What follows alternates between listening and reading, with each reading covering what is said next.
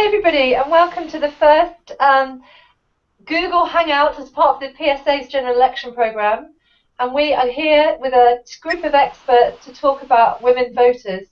So perhaps everybody could take turns to introduce themselves. Angela?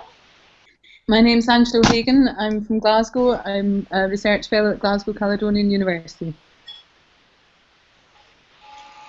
Hi Angela. Hello. Dawn. I'm Dawn Foster. I'm a freelance journalist mostly for The Guardian, Sky and BBC. Thank you so much for joining us, Dawn. Francis? Francis, are you there? So Frances Scott from the 50/50 campaigns very kindly joined us, but at the moment she's upside down or absent. Petitioning Parliament better balance. Can you hear? Yes, that's wonderful. Thanks, Francis. Lisa Harrison?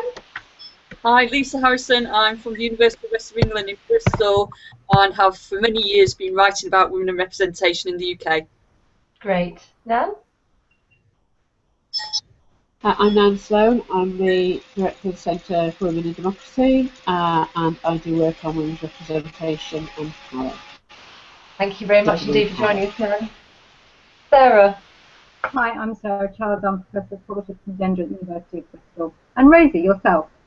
Oh yes, I'm Dr. Rosie Campbell, a reader in politics at Birkbeck, and I have written quite a bit on women voters over the years. So as I'm chair, we thought perhaps we'd start by, I'll just do a little summary of where we stand with women voters at the moment, and then we'll move to questions for the rest of the team. So at present, women are equally likely to vote in elections as men, but they tend to make their mind up who to vote for a bit later on in the campaign. They historically used to vote for the Conservative Party more than men, but that gap declined and from the 70s onwards. Oh, Francis, you're here properly. How lovely. And can you speak? Oh, hello. Oh, that's wonderful. My goodness. Would you like to do a proper introduction now we can really see you and hear you? Wow, well, thank you. It's amazing to be here with all you great eminent people who I've read so much about. So thanks for allowing me to join in. I'm here as part of the Parliament petition, asking for a debate and action for better gender balance. Lovely, thank you so much, Francis. So I was just saying that women voters have been a key target group in the recent elections, really since the 1990s. And New Labour was really effective at targeting particularly professional higher and middle income mothers and drew a disproportionate number of their votes.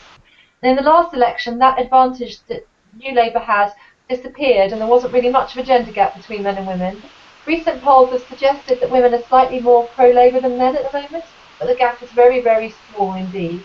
Women are less likely to support UKIP and more likely to support the Greens.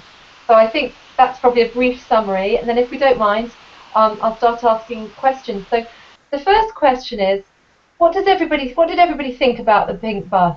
Was the Pink Bus initiative a good way of getting women voters onto the public agenda, the only way, or was it patronising? What's your view?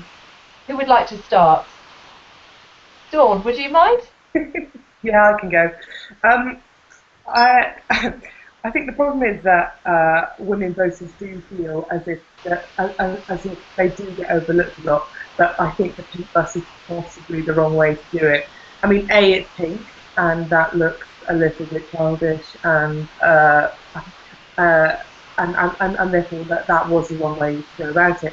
I think starting a conversation about what women voters want is a good thing to do. I mean, a lot of what I do in journalism is social affairs journalism, and therefore going around the country speaking to people about what affects them. And what women say is that a lot of the cuts have affected them, and after the recession, a lot of job cuts have affected them. A lot of the speed and living standards has affected them. So women want to talk about the economy a lot. Women want to have a lot of conversations about what's affected their lives, but not necessarily in a Pink Bus. So I think that perhaps Harriet Harman was right, and that we need to talk about what's affecting women. I think perhaps using a Pink Bus route wasn't the right way It was a real thing. Would anyone like to step in and defend the pink bus? I'm happy to. I wrote a blog defending the pink bus, and I hate pink, by the way. I don't have any pink clothes, and it worries me that girls are encouraged to wear pink and play with pink toys. But I think what was really important about the pink bus was that it was about getting out and meeting women. And actually, I also slightly worry about whether the concern about pink is a rather sort of middle-class concern, that actually lots of women wear pink. Part of the blog I wrote was about how once a year even I put on a pink t-shirt to participate in the cancer research Race for Life, and actually it's about being a collective, signalling that you're running with other women. So that actually I think perhaps despite lots of problems with pink, there's also something about pink that is a way of connecting women together, and I think in that sense Labour's Pink Bus did create a lot of story, a lot of interest, and that in that way women who might not sort of be, listening to the Zoe programme or readers of radio, newspapers about politics, the politics papers might actually have found it something as a way of connecting with politicians. And for that reason I would like all of my policies going up and down the country, reaching out to women. Anyone else want to jump in? Yes, I'm. Can you hear me? Yes, I think Nan and Francis wanted to say something. So Francis, if you carry on, and then Nan, I think. Okay. Yeah. I rather agree with Sarah. I think at least we're talking about women and their political views and engagement. And so perhaps the colour is slightly patronising, but at least it draws attention to the subject. Yes, Nan. I think there are two conversations going on about this. I think one is the one amongst people who think pink is horrible and the bus is patronising. I think that those are women largely who are already talking about women's issues and who already feel that they have the opportunity to have a voice and the opportunity to say something. I think the other conversation is going on where the pink bus actually is. And where the pink bus actually is, women are engaging with it and engaging with the issues, not always agreeing, but engaging. And I don't think it would be really interesting if somebody was doing some work to see what was the difference between the coverage of the pink bus in what you might call the political village and the feminist village, and the coverage of the pink bus in local areas, in local media, and in places where it's actually meeting women. And I think it's a very interesting introduction. I personally rather it wasn't pink, but we can't all have what we want, and I'm pretty sure that we wouldn't have women's issues on the agenda at all if the bus was a different colour. Yeah, the Labour Party have sent out a similar bus in previous elections, but it wasn't pink. It didn't get much attention, did it? Exactly. Yeah. Lisa, did you want to say anything? Lisa, did you have a thought? Good. I think Nan raises an interesting point here. If we get away from the colour and don't get distracted by that, I think it was more about the venue for women to be involved in some sort of political discussion and get together. The bus managed to come to Bristol, although I was too busy and couldn't go down and see it. But I think often when the traditional events are on there, timed in a way that doesn't necessarily suit a lot of women, or they're in venues that women who don't normally engage in politics might not want to go to. And the fact that this was a mobile venue that was very open, in a very open public space, probably attracted a different type of woman to be interested and take part in the discussions. And certainly if you saw the coverage of it in Bristol, it wasn't for me the usual faces that were turning up and would be seen when we were talking about women in politics. So I'd rather not be distracted by the colour and more about the opportunity it gave for a different sort of political debate, and maybe bringing in, as you say, some people who are not already engaged in the mainstream political discussion. Lovely. Angela, did you want to say anything? Yeah, I think I'm enlightened as ever by listening to colleagues. My question, I suppose, was around how ready are we for irony? And I think we're not really, and not in terms of how. I absolutely agree with what colleagues are saying about there's different conversations going on here, and the fundamental point is about engaging women and engaging women outside the usual circles in politics and in the policies that directly affect their lives.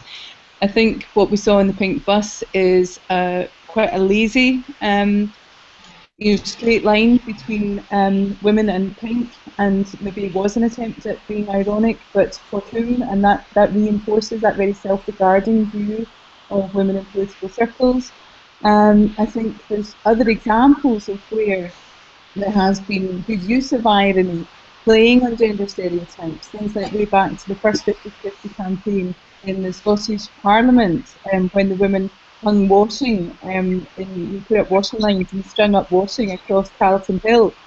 So that, there's been some quite funny, quite ironic things, but I think that for it to work, it depends where it comes from, and when it comes from the formal party machinery, which also is so lacking in its gender analysis and the policy content, to then have these very limited stretches into, won't this be funny if we have a pink bus as part of our engagement? And so the media story then becomes how feminists don't like pink, rather than the importance of engaging women in politics. All really interesting points. Do any of the other parties use similar initiatives to try and attract women's vote? Anyone have any thoughts? Want to jump in? The other parties are doing? Is that you, Dawn?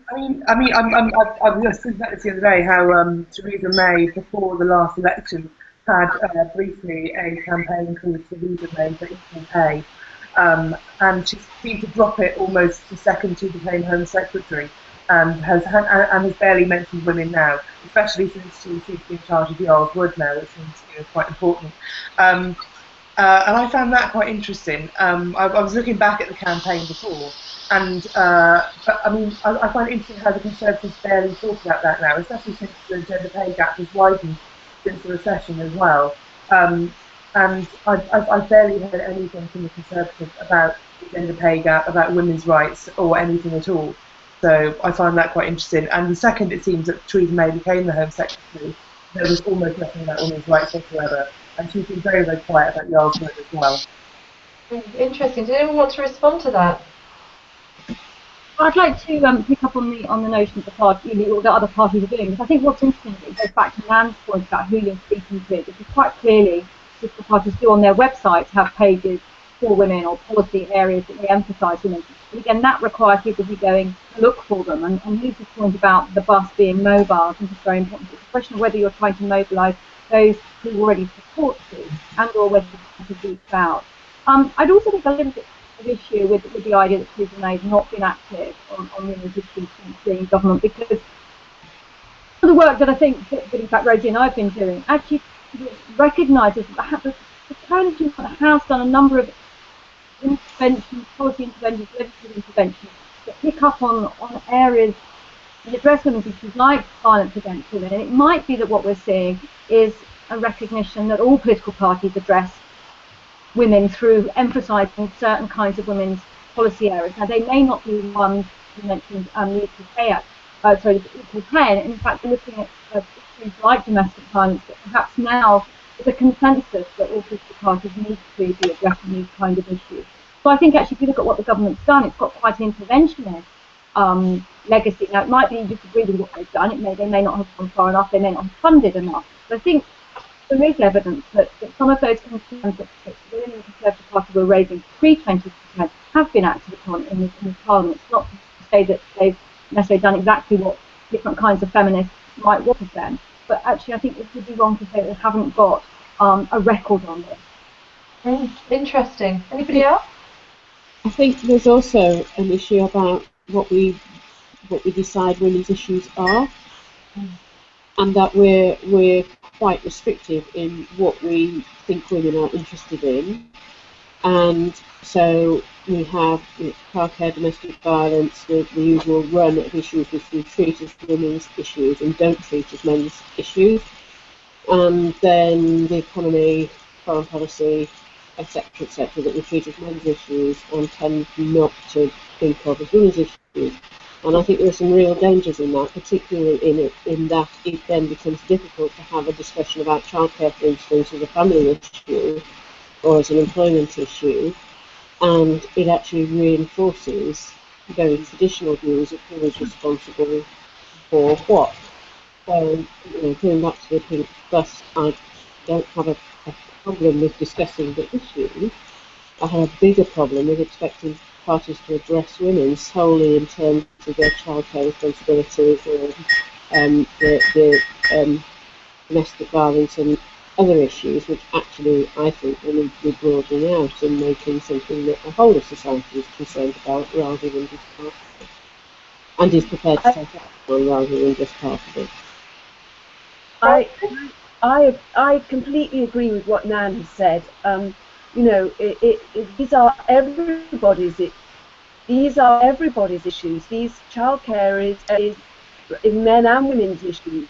It's a social responsibility, and women are just as interested in defence strategy and trident expenditure and transport policy. They're as affected by it by anyone else.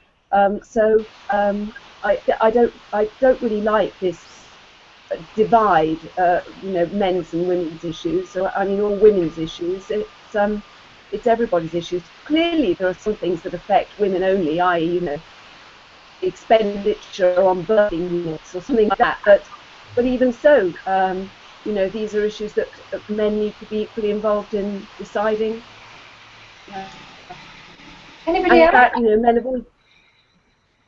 Sorry, France, I didn't cut you off. No worries. Did Dawn or Angela want to say anything, or Lisa? No? What about this election? Well, at last election, it was apparently going to be the Mumsnet election. In previous elections, we've heard about Worcester women. So far in this election, we haven't had a sort of stereotype portrayal of a particular women voter that is ubiquitous in the campaign. Do you think that's a good thing or a bad thing that has dropped out? At least seems to have so far. Not the Mumsnet election, and there's no evidence of Worcester women. I think it's always quite reductive, but I think this time people are looking at Scots women a lot more. I think that's quite good, because I mean, I think we've always overlooked the regions quite a lot, and I say that as a Welshwoman. But I think I was genuinely quite excited to look at the Scots elections in September. I went back to Edinburgh to visit my friend and saw what happened in the election. So I think Scotland will have a very, very quick say in what happened, and I was genuinely very, very impressed to see just how emancipated so many people felt, and just how high the voting turnout was. So I think I'm sure my colleagues here will agree. Scotland will have a very, very good say in this election. So, Angela, did you want to respond? Yes, I'd like to come in. It's a shame, Dawn, we keep missing words from your contribution, but one word I kept hearing was Scotland, so I thought I'd better come in. I think, in answer to your question, Rosie, I think it's a good thing that it's not the Mumsnet election, and that directly talks to the point the colleagues were making a moment ago about what are women's issues and what are policies that have significant impact on women's lives, and that's right across the piece. And I think Dawn was talking there about the Scottish referendum, and all the way through there was this gender gap, supposedly, in the voting intentions, yes or no, and in the end fewer women voted yes than men, but the gender gap went from 12 to 6%.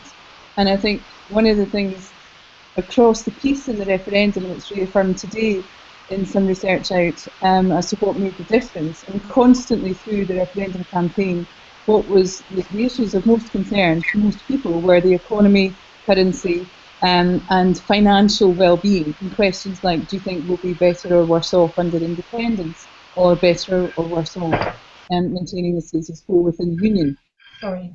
And I think across the piece, the parties failed to speak to women about the implications of economic policy, not in a way, not in a kitchen table way, not in a household budgets way, I don't mean that, but actually talking to women that the economy is gendered, that jobs and pay and employment conditions have different effects for women and men, and that's how we need to be thinking about them. And so I think it's helpful not to have a stereotypical view of a woman, whether it's Worcester woman or Mumsnet, in mind, and to just remind us of the spectacular misfire of the Better Together campaign's advert of the woman who made up her mind. Oh, that's awful, isn't it? Composite caricature of somebody, a woman so addled by juggling work-life balance that she couldn't string a political thought together.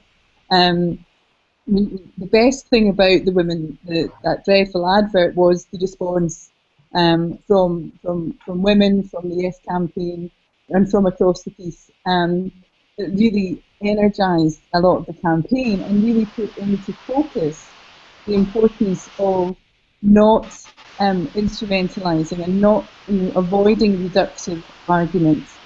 And the final point I wanted to make on that, I think, is where the SNP, in my view, went a bit wrong on the childcare policy. They were talking about childcare as transformational, as an economic good, as investment in social infrastructure. But then they said, and this is good for women, and it's good for women, it'll be good for women, getting women into the workplace. And the reaction from women was, don't buy my vote for childcare. And to put it very simply, and people were quite frankly, fairly unhappy, I think, overall about some of that spin, and it meant that the transformative argument was lost because women were instrumentalised, because it was talking about childcare as a women's issue rather than actually what the policy was doing, was decoupling childcare from being a women's issue. That's really interesting. Thank you so much. I think Lisa and then Sarah want to come in. If people want to come in, do let me know. Thanks, Rosie. I think another reason why we haven't seen that sort of Worcester woman type of label so far is because of the changing nature of the opinion polls compared to previous elections. I think the sort of those particular areas or those particular issues which were pertinent in marginal seats has really changed if you're looking at how the polls are going at the moment. So, with the decline of the Liberal Democrats, the rise of UKIP, the emergence of Greens in certain areas. So I think that makes it really, really difficult to pick on bespoke groups of people who are going to swing the election. And it makes it that much more difficult to create a sort of image of one class of voter who is going to make the difference in a particular seat.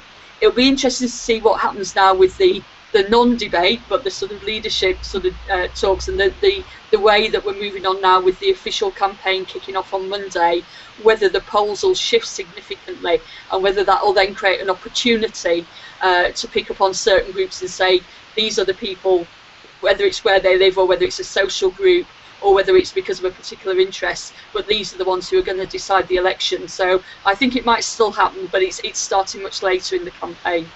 Interesting. Thank you, Lisa. Sarah?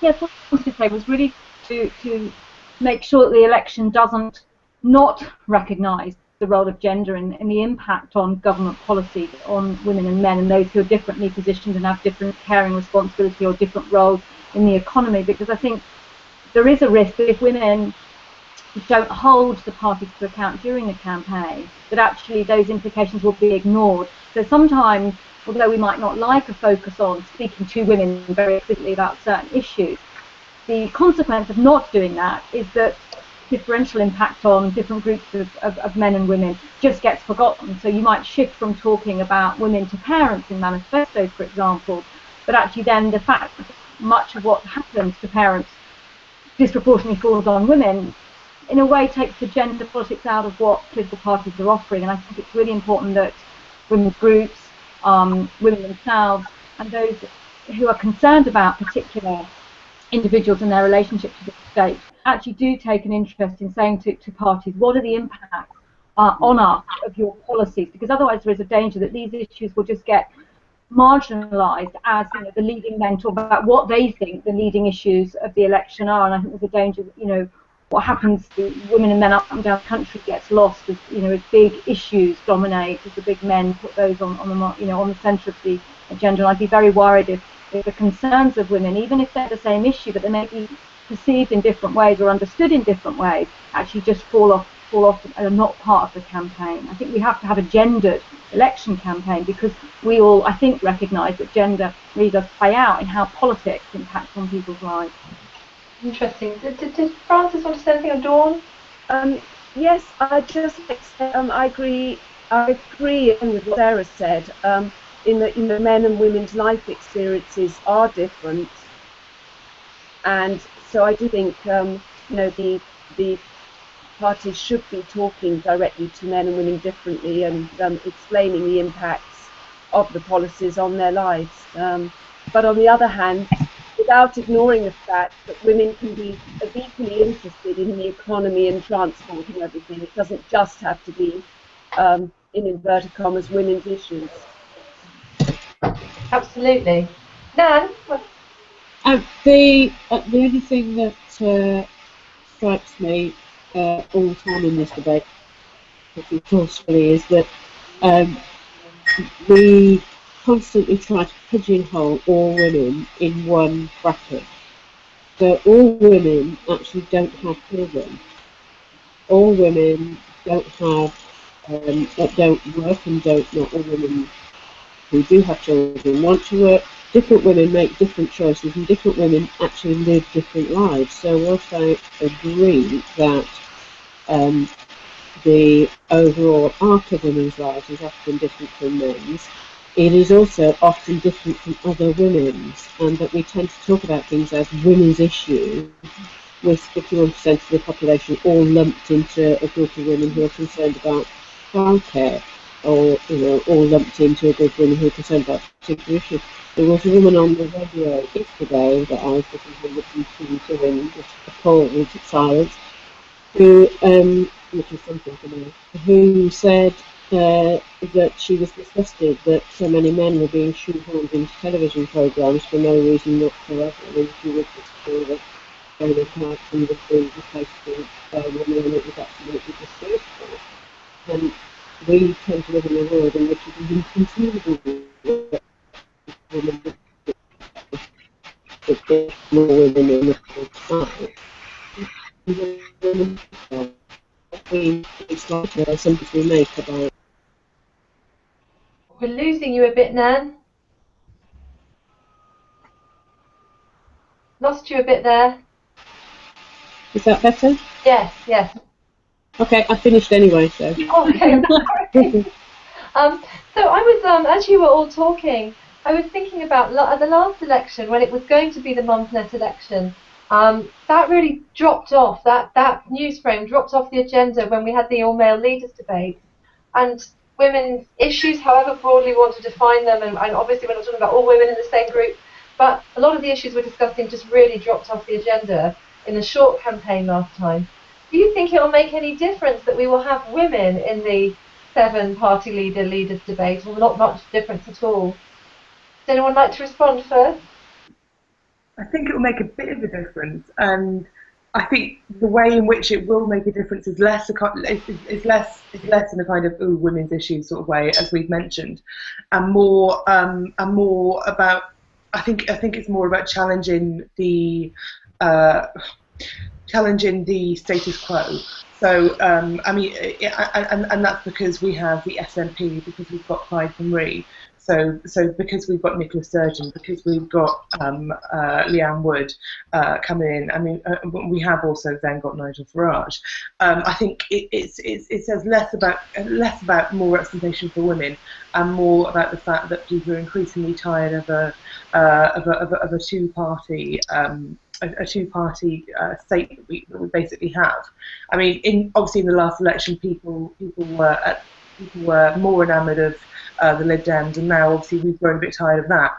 So I think people are getting more and more bored of our political system, and the fact that we do have more and more people coming in is it shows we are becoming a bit more bored.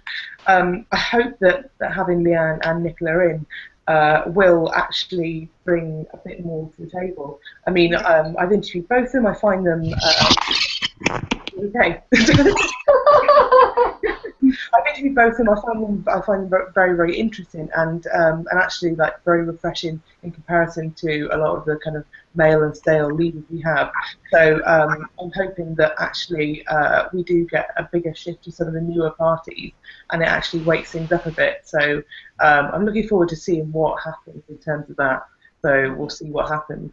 That's so interesting. Thank you for sharing that. We've got Frances, Sarah, and then Angela. I think it's really fantastic that we've got women being involved and on the debate. You know, it makes a big difference. It's a role model. It's a real challenge to the stereotype that, you know, society has of what a politician looks like. It's great that we're not just seeing default man debating politics, and so I think it's a fantastic thing. Thank you so much, Frances. So then I have got Sarah and then Angela. Frances, I love the optimism, and I hope you're right. I just hope Dawn's media colleagues are up to the job of doing the women leaders, you know, a fair service, because I mean, just looking at the shocking representations we've had of Nicola Sturgeon in the last couple of weeks, I mean, I discussed this with my students this week, you know, the image of her in the Miley Cyrus wrecking ball in the sun, I mean, it won't change people's views of politics if what you get is images of Nicola Sturgeon and his partner performing on a wrecking ball, and I just don't think it's good enough, and I think there is a responsibility to the media to not engage in this kind of sexist portrayal of women leaders and women in politics, because all you're doing is reinforcing the idea of women being abnormal, disruptive.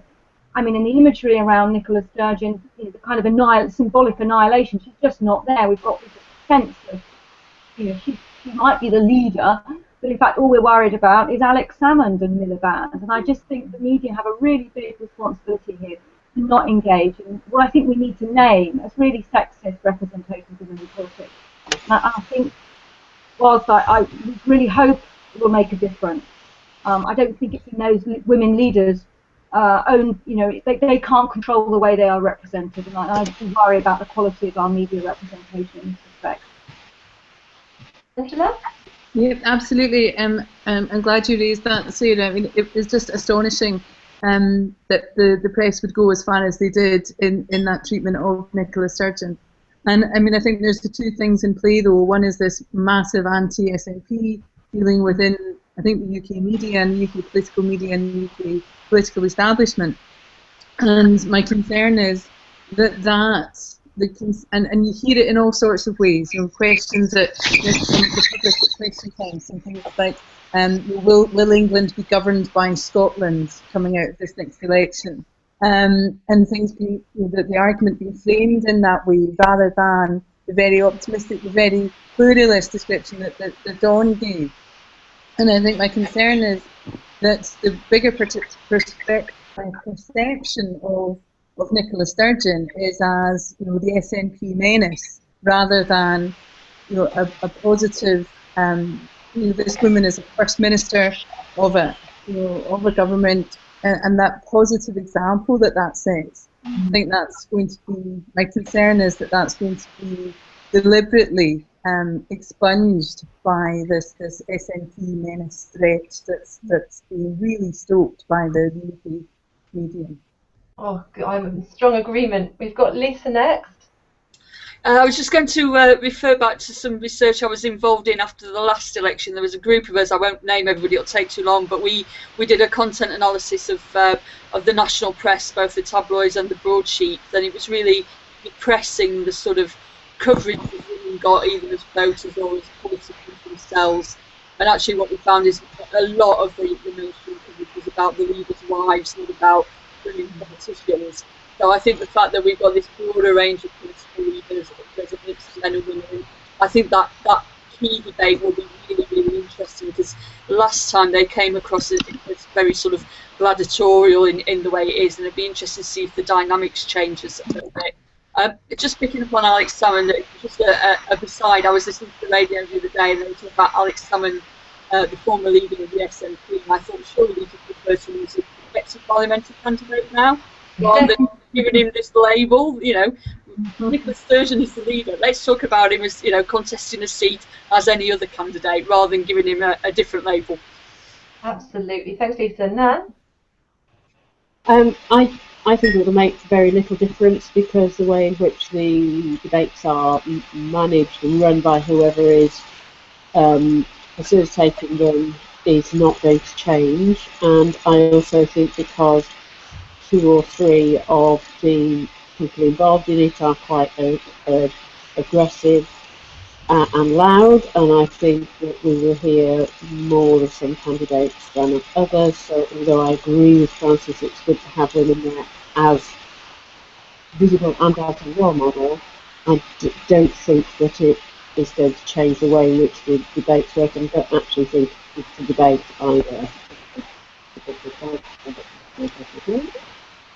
think on the question of Nicola Sturgeon, I think it's almost more worrying than the wrecking ball coverage is the coverage that was in Daily Mail Express earlier this week. It was basically Nicola Sturgeon, how much time do you spend on housework, who does the ironing in your house, who does this, who does that, and while we're at it, why haven't you got any children? And I don't see any of those questions addressed to any of the men who pose in their kitchens. They're very important things to the nation from the women in their house that happens to be a kitchen that they think will have some meaning to people, they walk out of it. Whereas in Nicola Sturgeon's case, the kitchen is a place where she ought to be, and she has to justify not being. And I think the whole plan isn't really talking about women that is more damaging to women, and certainly more damaging to women in politics and political power. Thank you, Nan. Angela? I missed a wee bit of what you were saying there, Nan, but I think you're right. Some of the portrayal that there's been of Nicola Sturgeon all the way through from the referendum campaign and still now, and that has been engaged in not just by the media but by other political parties, is how can this woman talk about childcare when she doesn't have children? And these really personal insults but mind you, they did, both parties and media engaged in that narrative to Salmond and Sturgeon in the referendum campaign. So I just quickly wanted to mention Women for Independence, who launched a few weeks ago their Call Out Sexism campaign, which they sought to encourage cross-party support in the election campaign in Scotland for not just women who are politically active and interested, but for the parties themselves to sign up to eradicating sexism in their own campaigning. We'll see how that goes. Yes, I just wanted to report a recommendation that came out of a recent inquiry by the APPG Women in Parliament group, which was actually that the Select Committee, the Media and Sport Select Committee, should undertake an inquiry into sexism that also looks at the portrayal of women in politics. And I think, whilst people are beginning to see it, or at least some people are beginning to see the way in which sexism in the media plays out, but actually there is a lack systematic.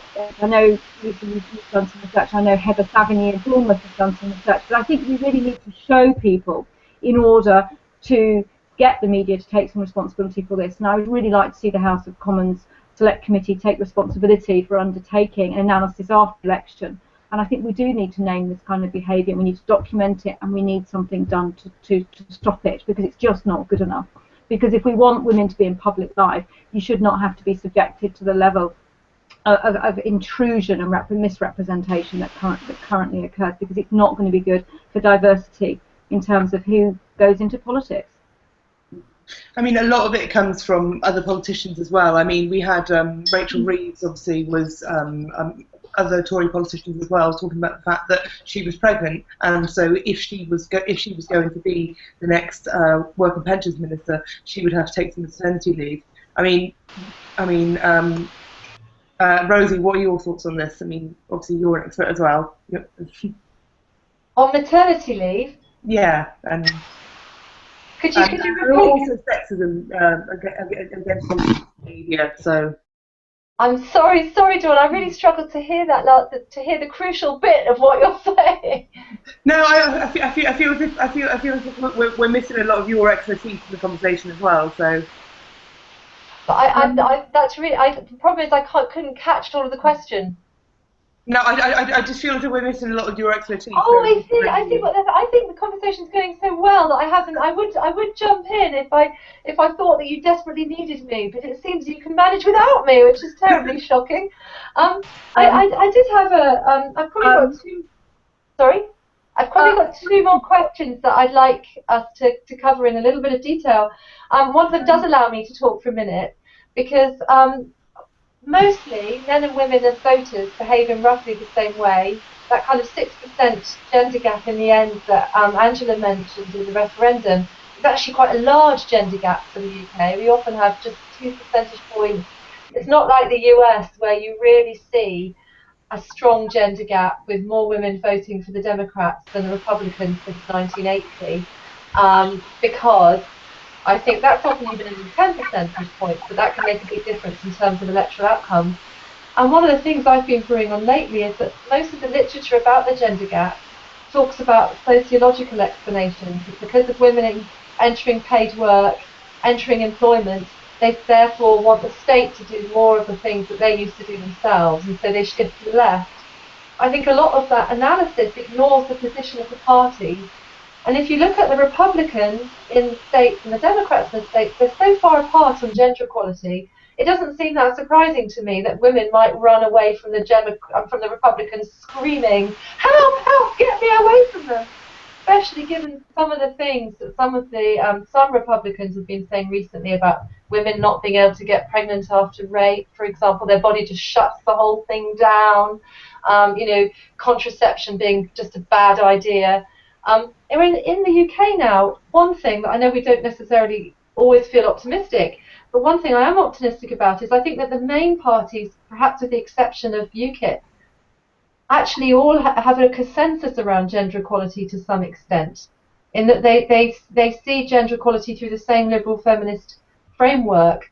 And I wonder what difference, if any, you think that UKIP, which has mixed history on this, Farage just talked about banning maternity leave. I think he stepped back from that.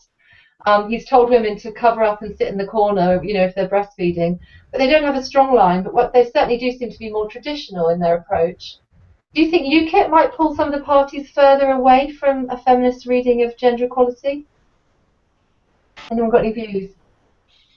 I do. I'm rather concerned that UKIP constrains both Labour and the Conservative Party, actually, because I think what both of those parties are faced with is a party in UKIP trying to attract what Matt Goodwin and Rob Ford call the left behind man, and that left behind man is white, middle-aged, ex-working class, and what you get as a consequence of that is the two main parties trying to stop some of their voters going to UKIP. And in a sense, what you then get is a sense in which dressing feminism, even in its most liberal feminist form, is seen as anti that left behind man. So it's either, in the Labour Party you might see this being played out by what I'm calling the Austin Mitchell thesis, which is, we can't have a Labour Party full of women who are feminist, metropolitan, and not addressing the concerns of the blue Labour male. And then in the Conservative Party, again, you've got this idea that this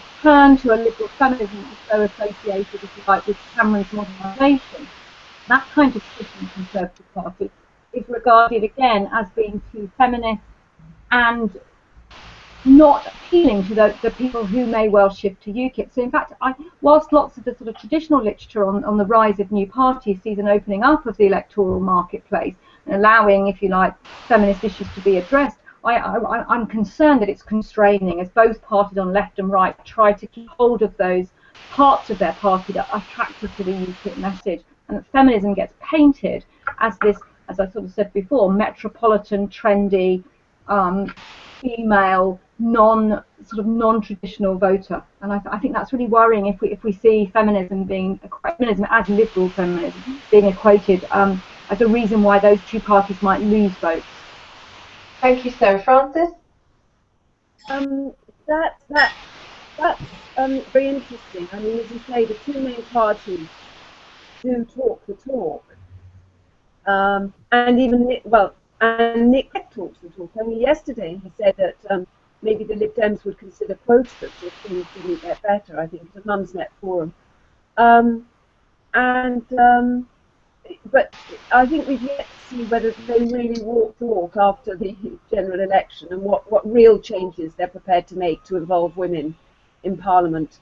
And UKIP really is, it's not that relevant, really. I don't think. I mean, I know it's in terms of seats and stuff. I think the Greens is more interesting, and their approach to women.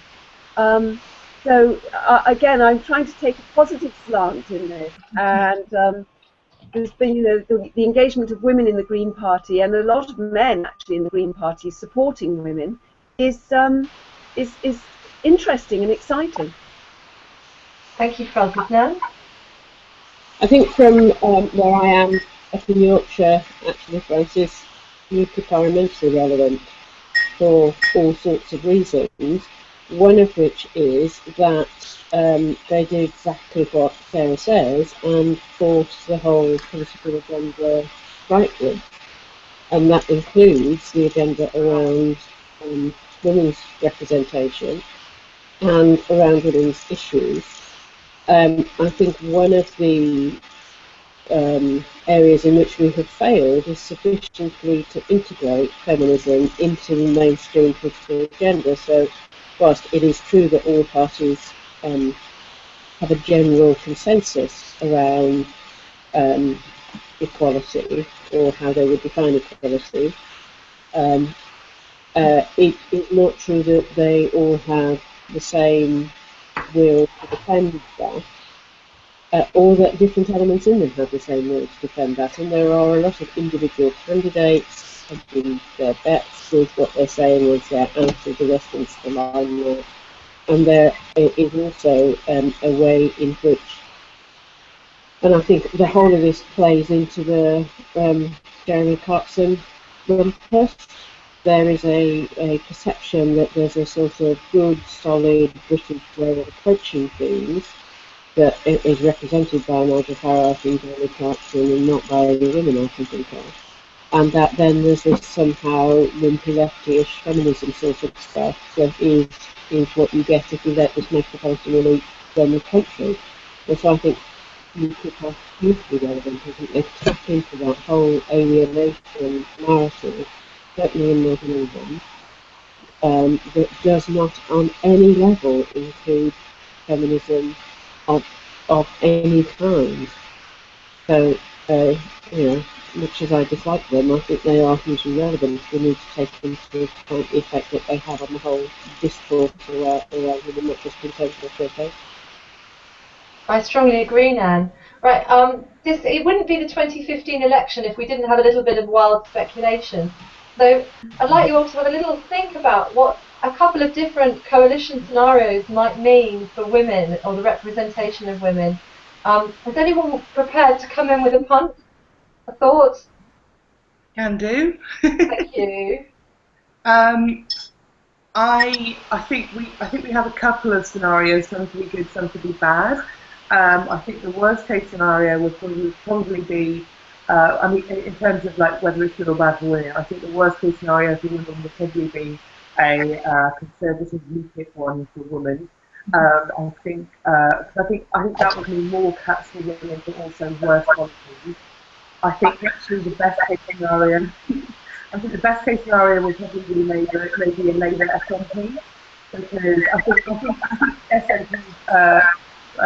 SNP implies in the policies for women are actually quite progressive, and Labour has quite progressive policies for women for the most part as well. And I think SNP implied might be moving further that way as well. I'm sure somebody else will come in and let me know. Thank you very much, Dawn. Lisa?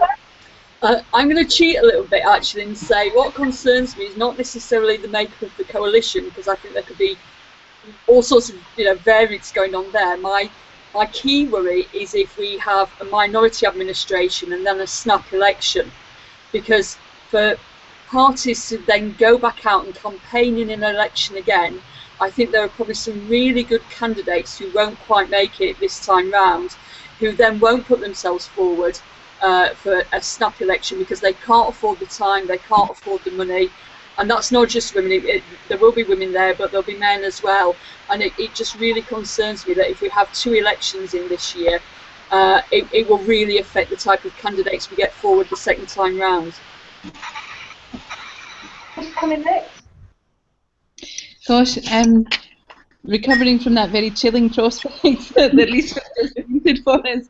I mean, I was going to hazard a guess about, to what extent might an SNP Labour coalition, but I mean, there's so much campaigning against that happening. That it's you know, who knows? But I think it certainly has some very interesting potential in terms of pushing a social justice agenda, pushing back on Labour's commitments to a cuts agenda, pushing back on the capping of child benefits.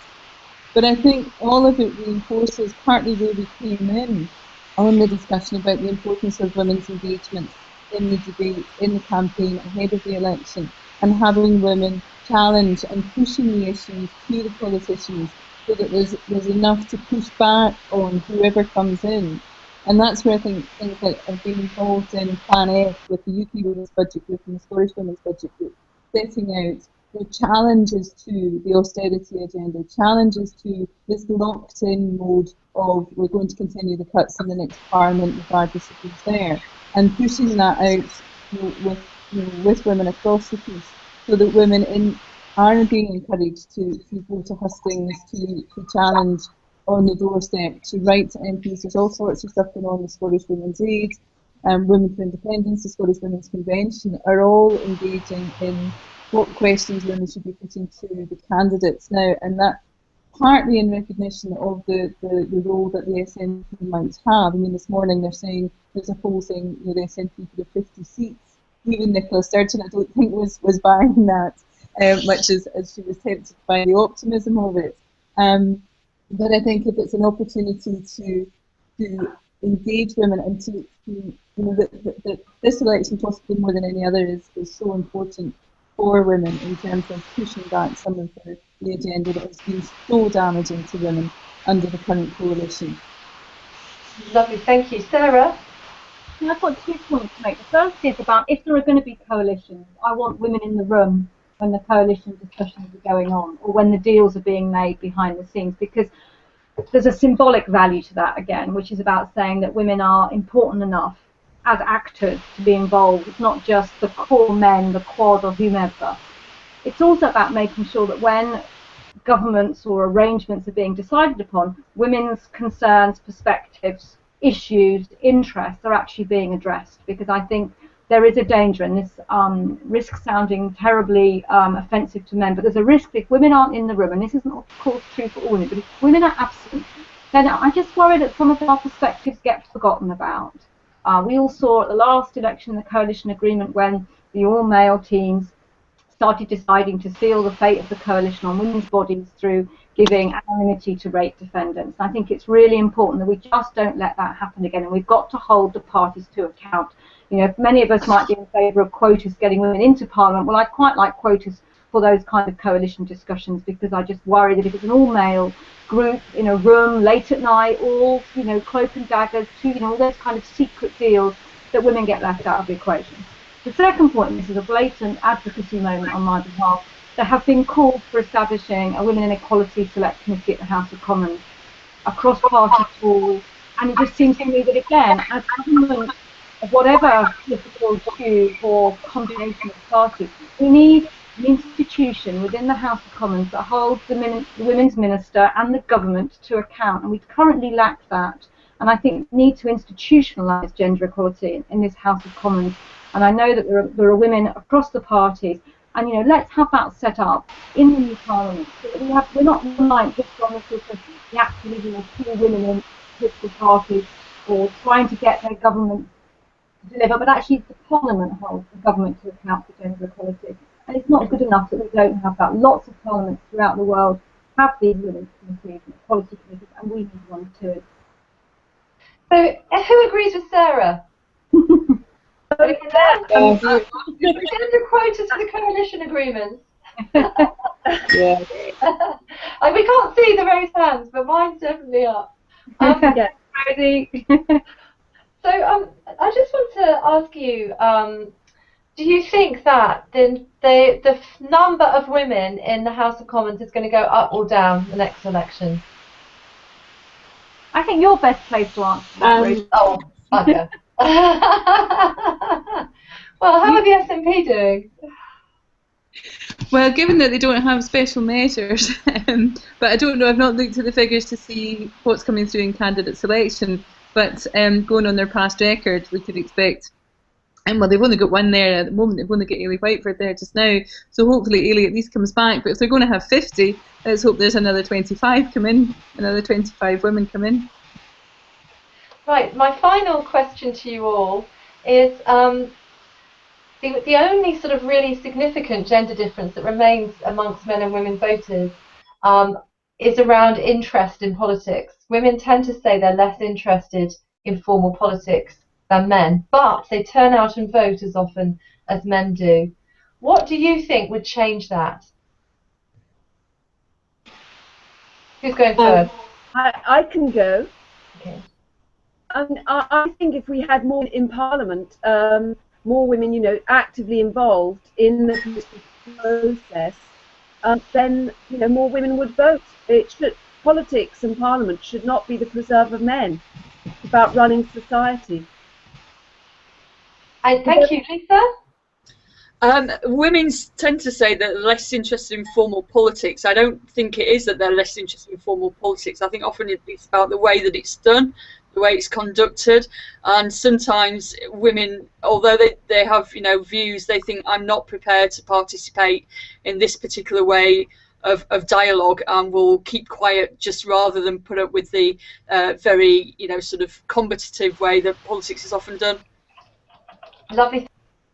Nan and Angela? I agree. I don't accept the premise, and I think it depends how you define politics. I think women are interested in issues, they're interested in political issues, they're interested in finding political answers to problems, not watching and shouting because they don't agree to television and see that violence. So I think that we need to stop talking about politics as though the only sort of politics that exists is the formal political party type politics, and look at politics as a wider activity. I think Francis is right, obviously. I think Francis is right. Having more women in Parliament, it helps in terms of having more women involved in the formal side of politics. But I think it's actually quite insulting to women to suggest that there is only one way in which politics matters, and that way is a way designed by, for men, and containing largely men. And I think the fact that there are vibrant women's campaigns and women's activism outside of that is evidence of both. Thank you very much, Nan. Angela? I just wanted to add a quick comment again about looking at some of the stuff around the referendum voting intentions. And women and men were talking about the economy as a principal area of concern. But what women were saying was, I'm not sure. Women were more honest and more ready to say, I'm not sure whether we'd be better or worse off under independence. And that uncertainty, I think, is what formal politics maybe needs to talk to. And where I think one of the legacies as well of the referendum campaign and the huge involvement of women, or engagement of women as well as involvement, is you know, that would be a big legacy around challenging some of those set pieces from formal politics. As one of the women, I know, you know, one woman said after the referendum, she said, well, after this, we won't be going back to our couches. You know, I've never been involved in politics before. I've never taken an active interest in politics, but now I have, and I'm not going to stop. And I think, I would hope we will see that in Scotland, that will continue. But I think there's a job of work to do in terms of addressing some of the uncertainties and challenging the fact that formal politics presents so much as certain when it's not. Thank you, Angela. Francis and Sarah? Well, very quickly. I think it's only Ben, it's only Ben that he left Westminster in order to do more politics. So of course you can do politics outside Westminster, but ultimately I think the real power does actually lie in the chamber, and that's why it's important to have women there. And I really feel that this Parliament is engagement, and that's why we'd love people to sign at change.org/5050Parliament to ask for a debate and action for better gender balance, one way or another, sooner rather than later. And it's just fantastic to be having a debate and a discussion, you know, with women about politics, because we want to forge the future together, men and women. we make up half of society, and we should be there forging the future of it. And thank you so much for letting me, participate in the discussion. Thank you for joining us, Dawn. I think we've got Sarah and then Francis. Sorry, I'm getting myself. Sarah and then Dawn. I'll be very quick. I just think, given the importance of political parties to our democracy, political parties have a responsibility to make women interested in party politics. And perhaps we can do more in terms of incentivising political parties to go out and recruit more women and do engage in the kind of activities that women want to do. So I don't want us to slip into criticising women for not engaging in electoral politics as if women are the problem. And I think if women are making choices to engage in other areas, then it probably tells us something about the inadequacies of electoral politics. And as the discussion about the Scottish independence referendum suggested, if politics is meaningful, women will engage. So I think political parties could be maybe regulated a little bit more to ensure that they go out and seek members and they speak in the kind of ways and engage in the kind of activities that they want to do. Let's not blame women. Let's blame the institutions and do something about it. Nam's just got to go and pick up her granddaughter. Thank you so much, Nam, for joining us. My pleasure. Thank you all. Bye-bye, Nam. Bye. One last word from Dawn, and we're going to wrap up. Yeah, I mean, just quickly to echo Angela and Sarah, I think that Scotland showed us that when people feel that they can change things, then they do get involved. I mean, I live in London. I see a lot of grassroots housing campaigns with occupations, a lot of marketing, and people who are normally very difficult have to become very quickly because they can change very quickly.